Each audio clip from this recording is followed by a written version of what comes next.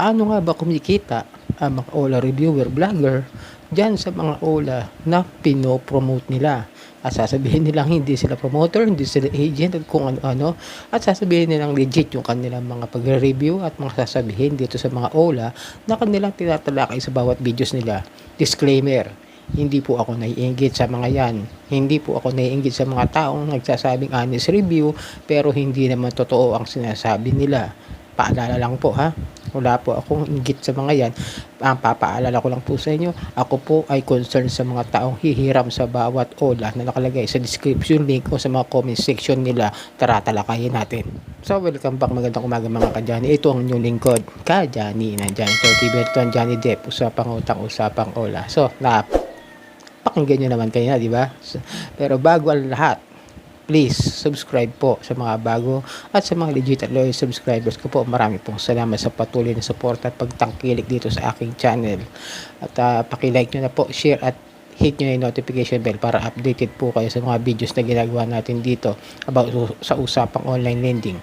So yun, sabi ko nga sa inyo kanina, paano ba kumikita yung mga OLA honest reviewer? Yun ko lang ha, OLA honest reviewer. Ako hindi ako galit sa kanila. Never ako magagalit. Never ako maiinggit.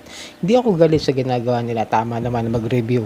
Pag-aralan ang bawat OLA o bawat item na tinatalakay nila kung legit ba yan o hindi. Pero ang hindi ko gusto kasi is laging sinasabi kahit na may issue na ng revoke, may issue na ng harassments, kahit doon sa mga hindi nangungutang, patuloy pa rin nilang sinasabi lagi sa mga videos nila na legit at maaasahan na mga OLA. Example natin dyan, di ba? Yung nangyari kay Miss Sunshine Cruz.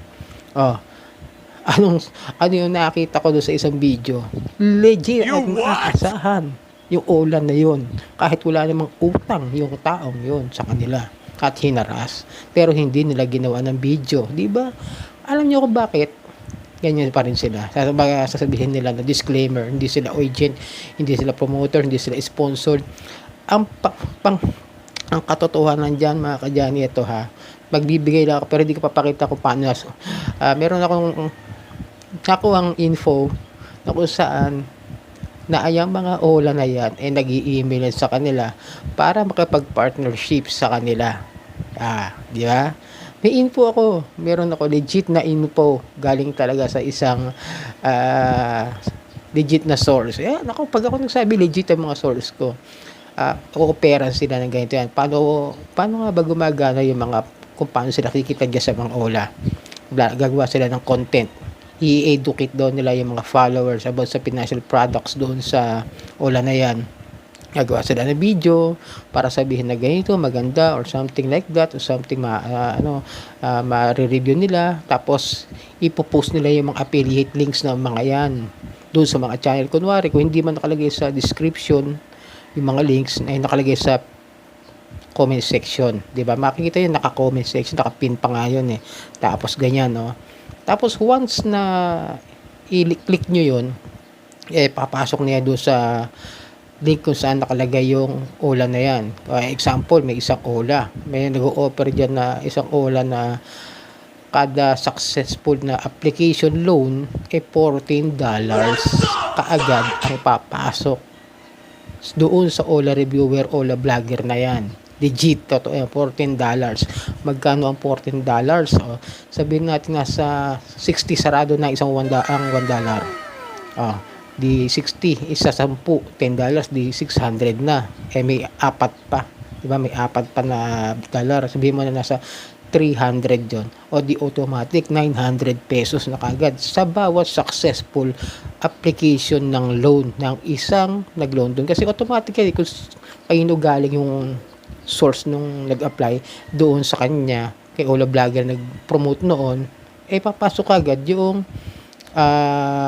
pera doon sa tao kapag nakapag-loan na yan siya. Tapos meron pa nga dyan, yung isa rin, kailang OLA rin yun, na meron naman siyang $12.6 for every successful loan. Meron naman 10.56 every successful loan. At meron naman 200 pesos sa insurance purchase. Di ba? Nasabi ko sa inyo Sasabihin nila, di sila kumikita, di sila sponsored. Hindi nga sila sponsored. May commission at partnership. Yun.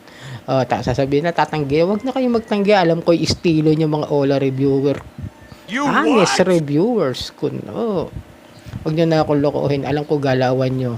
Sabihin nyo pa, naku, tama, di nyo nga pinapansin yung mga rebook na mga Ola na nire-review nyo, di ba? Aminin nyo yung totoo, na-rebook na yan, tapos sasabihin nyo legit at maasahan. Like si Mocha, di ba? Rebook, ipopromote legit. Kalukuhan na itong mga Ola vlogger na ito. Kaya mag-ingat lang kayo sa mga, kasi kaya lang naman nagkiklik yung mga yan kung bakit sila tumataas sa pamimigay sa GCash. Sa pamimigay sa mga cellphone. Ako kaya nga doon makapagpamigay kasi hindi naman malakas ang kitaan ko rin sa YouTube eh. Sapat lang pambayad ng bahay. Sapat lang sa pandagdag sa gastusin dito sa bahay namin. Yung sinasahod ko halos wala natitira dahil sa mas marami pa yung utang ko kaysa sa sinasahod ko. Di ba? Kaya hindi mahirap lumaban ng patas sa mundo. Dito lalo na sa Pilipinas. Kapag hindi ka gumagawa ng like the toxic influencers na nagpo-promote na sugal, ganyan din ang ginagawa nila. Hindi nila sasabihin kung ano hindi maganda mangyayari doon sa mga manghihirap dyan sa Ola na yan. Kung ano yung maaaring mangyayari doon sa mga tao na maaaring madamay dahil nag-loan yung isang borrower na sinasabi na hindi nila pinopromote. Diba? Hindi nila iniisip yan. Wala kasi ng pakialam. Ang alam lang nila is kumita ng pera. Kaya nga ako kahit anong sipag ko rito, hindi ako yung mayaman. Nakakabili ako ng ilang mga gamit, nakakabili ako ng ibang mga Pero hindi naman yun dahilan para sabihin ko na kumikita ako na malaki rito. Etong mahinihiram ko rito, inuutang ko lang din to. Dinadagdagan ko lang dito sa kita ko sa YouTube ko. Dahil napakaliit, hindi naman talaga ganun kalaki. Unlike doon sa mga reviewer na yan na may kita na sa YouTube, may kita pa doon sa mga affiliated links, partnerships nila doon sa mga Ola. Kaya huwag na kayong magsinungaling sa akin. Alam ko yung galawan ninyo. Siyempre, tamo, kahit na nagko-comment ako sa mga YouTube videos nila, hindi sila sumasagot sa akin. Kasi alam nila na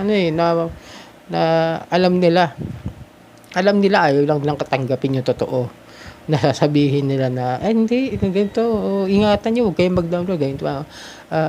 Bago kayo mag-download, ganito, ganyan, pero tignan nyo yung isang Ola, isang online lending company na sa isang lending apps na kung saan mag-loan ka doon sa website. And then, ayun nga, imbis na makatulong, scam pala. 'Di ba? Ginagamit pa yung pangalan ng isang kilalang lending company. Tapos sasabihin pa nila na legit sila, tapos gagamit pa ng mga SEC. Tingin ko yung na yun yung Ola vlogger na yun in-email niyan para sa bawat successful na transaction.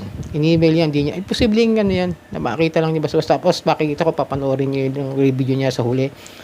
For further evaluation pa rin yung kanya. Pero samantalang yung isang nag-loan na bigla-bigla po dumating, di ba? Yung isang wala vlogger na kaibigan natin si Ate Red, nag-loan, na-scam, doon nga sa halagang 1,000 pesos pero natanggap ni Ate Red is 600, di ba? Pag nakita niya meron mga links, referral codes sa mga videos na napapanood niya ng mga Ola vlogger, hindi imposible may kinikita yang mga yan. Alam ko yung galaw na lang yan. Alam ko na yan. Alam mo na. Kaya nga, tamo din nila makapagsalita about against sa mga nare-raid na. So, dito may pero siguro sa isang video, malamang sa nangyari, hindi na uulitin yung mga nare-raid eh. Hindi na pag-usap. Maaari pa nga, i-review pa nila na okay pa rin kahit na-raid na eh. Diba? Yun nga yung katulad ni Lemon Lo, na-raid na, pero sabihin pa rin, Ola vlogger na yun. Legit at maaasahan. Na-raid na, hindi pa niya sinasabi kung ano yung history ng Ola na yan. Kaya sasabihin ko, hindi sila reviewer eh, promoter, mas maintindihan ko. Aminin nila kung nila yung totoo. Kaya kung may mababash sa akin dito, sasabihin ko hindi ho ako naiinggit, hindi ako galit. Galit po ako doon sa mga taong sasabihin honest reviewer pero sila mismo kumikita dyan. Ang inaalala ko lang po, ang concern ko po ay yung mga taong napapahamak at yung mga taong maaring magkaroon ng problema pagdating ng araw. Okay ang pagre-review, pero sana yung totoo lang at maging matapat tayo sa bawat kapwa nating Pilipino at kababayan. Sana magpakatotoo na lang kayo at hindi yung sarili nyo lamang ang inyong tutulungan. Kumikita kayo, pero sa paanong paraan? Sa pagpapahamak sa ibang tao. Kaya lang naman pinapod kasi nga malakas mamigay. Yun lang tingin ko, no? So yun mga ka-Johnny, nilabas ko na yung saloobin ko dyan sa mga OLA reviewer na yan. Sana maintindihan nyo ako bilang isang OLA victim. Naiintindihan ko kasi mga nararanasan mga biktima ng OLA na yan. So yun mga ka-Johnny, ito po muna tayo. Ito ang new lingkod kay Johnny ng Janitor TV at ito ang Johnny Depp, usapang utang, usapang OLA. Peace out.